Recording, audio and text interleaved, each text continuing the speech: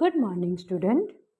આજે આપણે જે કઠોળ પાર્ટીનું આયોજન કરેલું છે, સલાડ પાર્ટીનું આયોજન કરેલું છે, તો તમને ખબર છે કે તમે એના માટે કઈ કઈ સામગ્રી લાવ્યા છો? સરસ.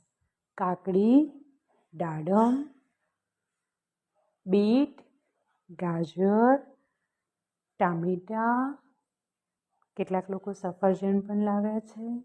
ઓકે, સરસ. તો તમને ખબર છે કે આ બધી જ સામગ્રી કઈ કઈ જગ્યાએ ઉગે છે અને એમાંથી આપણને કયા કયા પોષક તત્વો મળે છે?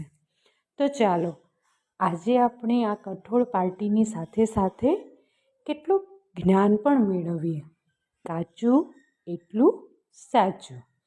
કાચું ખાવાથી આપણા સ્વાસ્થ્યમાં સુધારો થાય છે.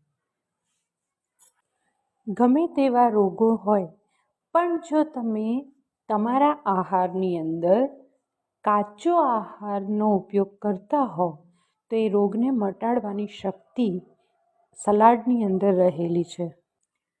તમે તમારા આસપાસના વિષયની અંદર ભણ્યા છો કે કેટલીક વસ્તુઓ ઝાડ પર ઉગે છે, કેટલીક વેલા પર ઉગે છે, તો કેટલીક જમીનની અંદર